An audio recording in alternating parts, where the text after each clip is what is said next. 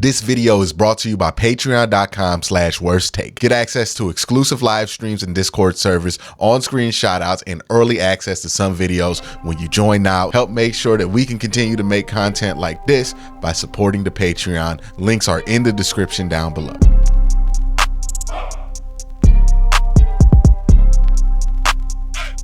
Now, look, it's not going to be all positives. You know, even though we're all in a good mood, we're all super happy, we're all getting excited, there is one elephant in the room that we need to talk about. No, not Deshaun Watson's shoulder. I'm talking about the turnovers.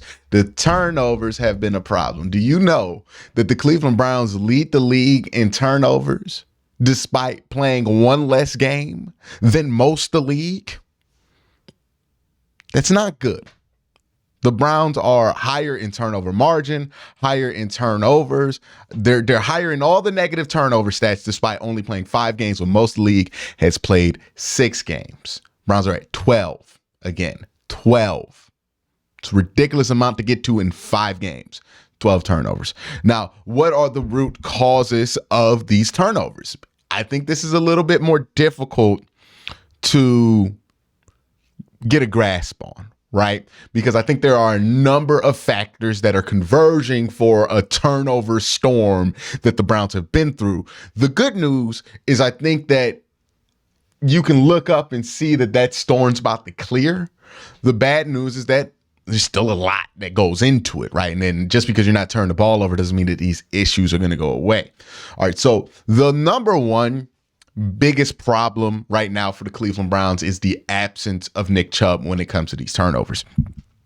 I think we learn every week how important Nick Chubb was to this offense, because even in a game where you get 160 yards rushing on pretty good efficiency, it didn't feel like when you had Nick Chubb, right? Like when you have Nick Chubb, I don't think that game even gets close. I don't think that any of these turnovers happen. And for those of you who are asking, how does a running back stop a quarterback from throwing a bunch of interceptions? The Browns have had 5 interceptions in the last 2 games. How does a running back stop that? Well, it changes the approach of the game. When you have a running back who averages 5.5 yards per carry, it's real easy to only throw the ball 15, 20 times when you have a backup quarterback in.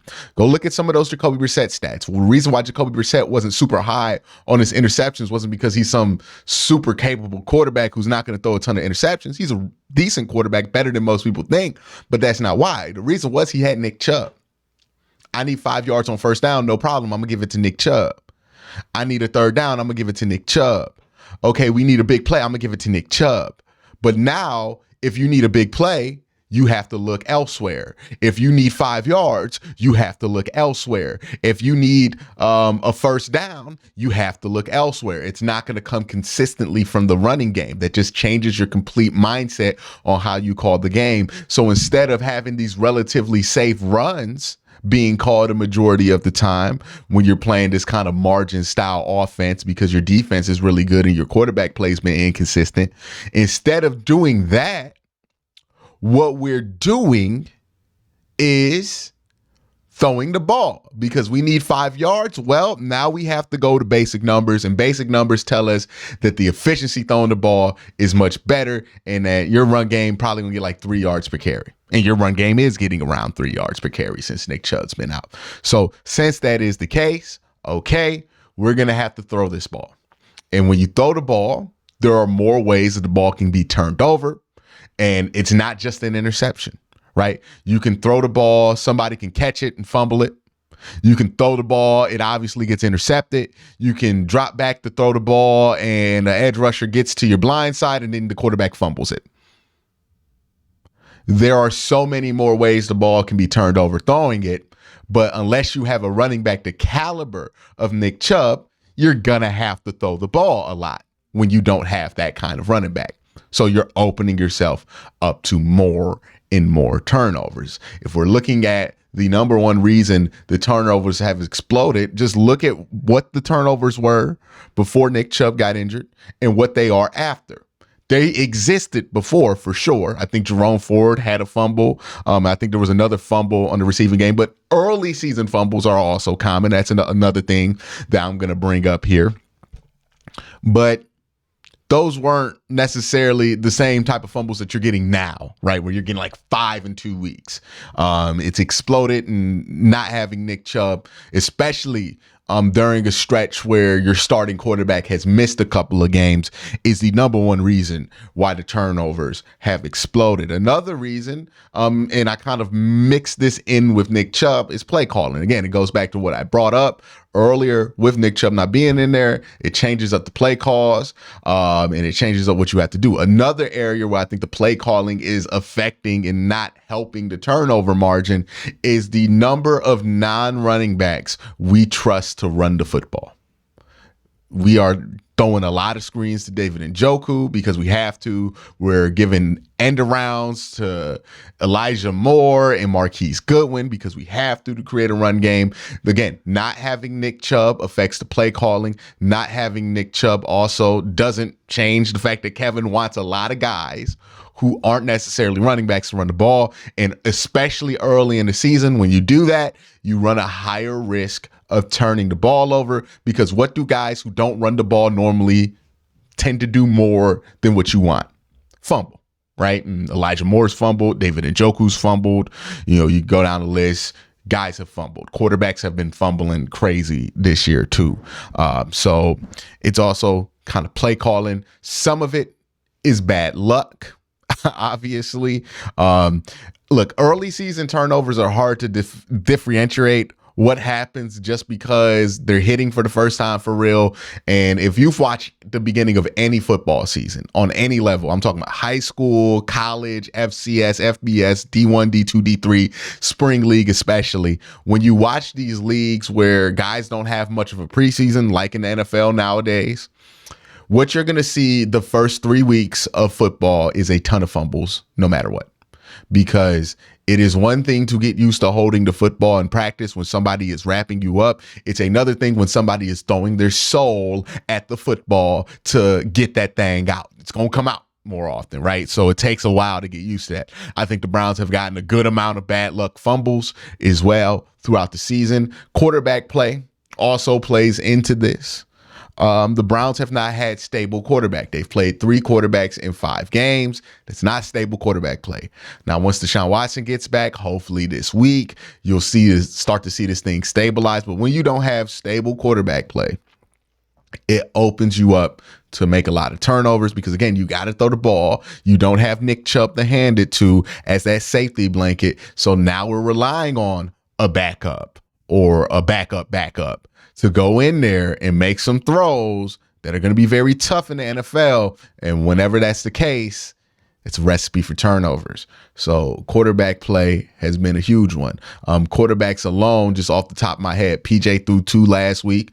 DTR, I believe he threw 3 last week. So that's just 5 interceptions. I think there was a fumble by DTR in that game as well. So that's 6. And then I think Deshaun got 2 interceptions, 2 fumbles. So I believe 10 of them 12 are all on the quarterback position. They have to do a better job of taking care of the football. They have to do a better job of taking shots when it's necessary. With Deshaun, you have more of a leash to let him do what he wants to do because you've seen him do it in the NFL before. But with PJ and DTR, it's tough. It's just it's a tough assignment. I can't sit here and be like, well, you just can't let him throw the ball much or you can't let him do this because, again, when you don't have Nick Chubb, when you don't have that safety blanket that you're used to having on the offensive side of the ball, you have to throw more. That's not an option. Like the option to just give it to Jerome Ford 30 times, that's going to net you not as much as what you need, right? You need to be able to throw the ball. You need to be able to utilize Amari Cooper. You need to be able to do this. So it's just a tough ask for these backup quarterbacks, and they're turning the ball over. And I think that's a huge part of it as well. And then offensive line play has been up and down, and that is causing turnovers. When you let edges get free rushes because you're not communicating on the offensive line, that creates turnovers. When you let guys get to the blind side of Deshaun on a 5-step drop and the ball gets tipped, that creates turnovers. When you let chaos happen in the pocket, that creates interceptions, that creates pocket scrambles, and that creates turnovers. So It's not just one thing that's causing these turnovers. It's not just one player that we can bench and say, hey, the turnover problem is over, right? Even if Deshaun steps in there, I still have to be concerned about these turnovers because, again, they were happening when Deshaun was in there.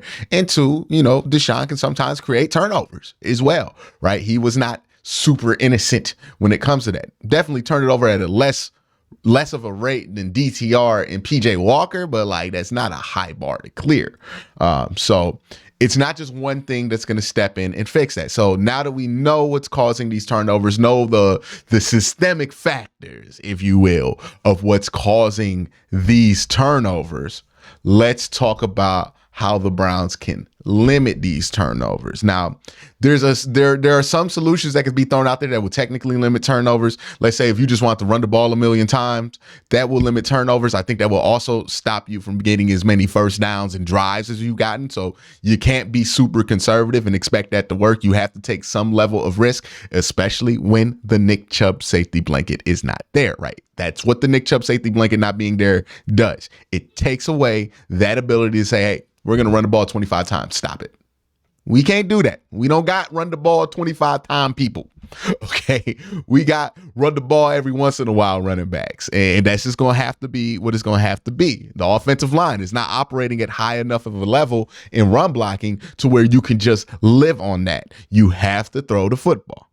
Okay. We're not going to create solutions that don't exist for this team. They're not going to be a dominant rushing team like they've been in years past because Nick Chubb's not there, and they're not what they used to be as a run blocking offensive line in the front.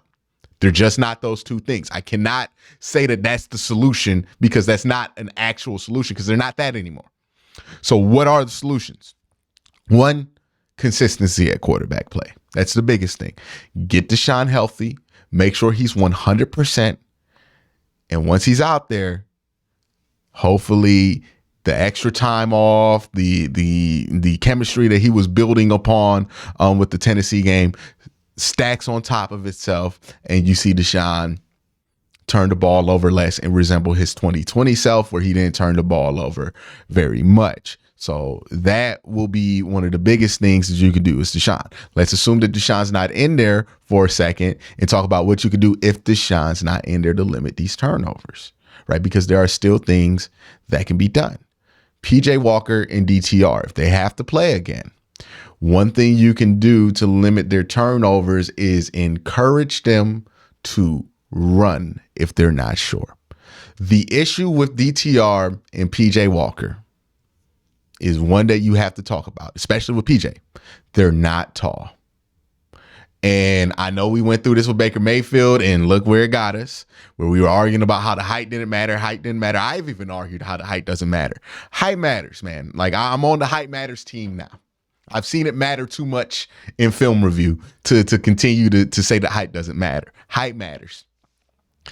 And when these guys feel like everything's collapsing and I got to throw the football, they're being put in positions to throw the football blind because they can't see everything around them. You have to also consider that not only are these quarterbacks like DTR 6'1" at best, he's really 6 foot, 6'1" at best.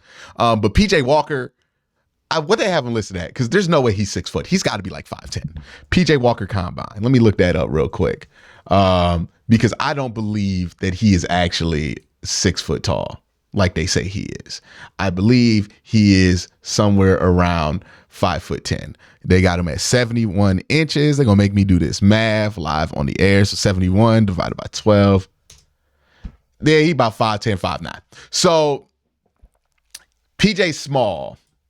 And it doesn't help that not only is PJ small, but this offensive line is tall, is big, is giant. You got DeJuan Jones right there, dog. Like you have a giant offensive line, a giant one, humongous. And then you have PJ Walker at 5'9" trying to throw the football over these guys. All right. So if you have to play PJ Walker, if you have to play DTR, and look, DeJuan Jones being 6'9" and PJ being 5'9", that's not great for the right side of that field. He can't see nothing. So if PJ has to make a quick throw, either design stuff where PJ is going to be designed to be out the pocket, right? Jet left, out the pocket, move him away, or move him out the pocket, especially if he has to look right. You just want him out the pocket because DeJuan Jones is just, you can't see over him at that height. Or you need to let PJ just run it more, or tell PJ to run it more and get down and slide, or just take these sacks, right? Because that's what's causing a lot of interceptions. If you look at PJ Walker with DTR, he just didn't know what the hell he was doing. And I can't make a serious judgment on that. So that's where you kind of limit these turnovers and try to cause them if you can't get Deshaun back in there. Another way you can limit these turnovers is let the run game be more effective. It's huge, right? If the run game's more effective, if you feel like you can rely on it, if the screen game is more effective and you feel like you can rely on it, you're increasing the amount of low turnover possibility plays in your playbook. The issue with the Cleveland Browns is right now, to be successful, they have to operate with a high turnover probability in these plays that they have to call to have success, because they're not having success with screens early, at least before this 49ers game. They weren't having success running the ball. So if you have success running the ball, that's a low turnover probability play. If you have success throwing screens, that's a low turnover probability play. The more you can do that, whether it's Deshaun or PJ Walker, the better your chances are to turn the ball over less. This is something that you can control, right? This goes with play calling, offensive structure. These are the things that can beat. You got to execute. The offensive line has to execute and just play better. Jed Wills has to find a way to get a grip there at left tackle. He did a good job last week. I want that to continue and stack on top of each other. But these are the things that are going to make the turnovers better. Obviously, Deshaun could be a fix-all. You just throw him in there, no more turnovers, whatever. And that could be a solution that you throw out there. But I want to throw actual, this could work with PJ Walker too. This could work with DTR too, as well as Deshaun Watson. So that's how you fix the turnovers. Let me know what you think in the comment section down below. Y'all have a great day. Have you better night.